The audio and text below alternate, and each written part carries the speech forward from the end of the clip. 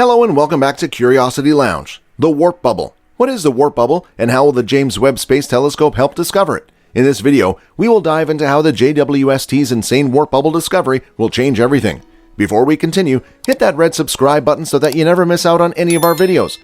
The James Webb Space Telescope was the most delayed in the history of space telescopes. It was also the most expensive.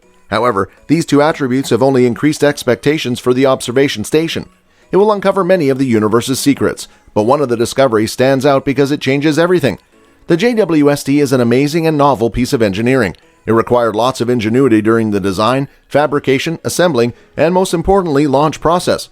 The NASA team and their partners at Northrop Grumman had to be extra careful because unlike the Hubble Space Telescope, they had only one chance to launch the JWST with all its complexities.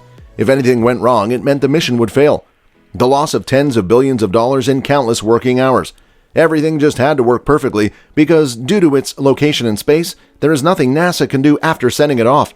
The JWST is now in orbit 1 million miles away. It's so far out in space that NASA can't send engineers to fix any issues. The Hubble is much closer, orbiting the Earth at 547 kilometers. In its early days, astronauts have paid Hubble a visit to correct some issues. However, for the JWST, not even refueling is certain at the moment unless NASA comes up with technology for a spacecraft to go all the way and top off its fuel. The JWST will be abandoned after running out of its fuel supply. The orbit the JWST occupies is unstable and will require constant course corrections. NASA estimates that there is enough fuel to run the JWST for about 20 years, so we have 2 decades of insane cosmic discoveries ahead of us. The JWST is a collaborative effort between NASA, the European Space Agency, and the Canadian Space Agency. It is an infrared telescope that can peer further into space and into the past than any previous telescope. The engineers chose infrared sensor technology. This is for different reasons. First off, infrared light can pass through cosmic dust without scattering to the same extent as visible light. The second reason is the phenomenon referred to as redshift, which means that as the universe expands, light is stretched from visible wavelengths to the infrared spectrum. As such, the telescope can see more distant destinations. Also, due to the immense size of the universe, redshifting allows us to see into the past, 13.5 billion years to be precise. At its location in space, the JWST will hide in the Earth's shadow to minimize exposure to heat from the trio of the Sun, Earth, and Moon. This protection from heat is critical, so critical that NASA designed a special shield made of 5 layers created from a special material. Each layer is the size of a standard tennis court and was folded up so the telescope would fit on the launch vehicle. The shields had to be unfurled and precisely positioned to align or they wouldn't work at all. The goal is to prevent interference with the heat-sensitive components on board. The primary mirror of the JWST is the biggest of any space telescope, and it too had to be folded up for the launch. NASA had this in mind when it designed the mirror to be made up of 18 different hexagonal segments and 6.5 meters in diameter altogether. However, while physically larger than the Hubble, the JWST is actually much lighter. The JWST weighed 14,300 pounds on Earth, while the Hubble telescope weighed a whopping 24,500 pounds.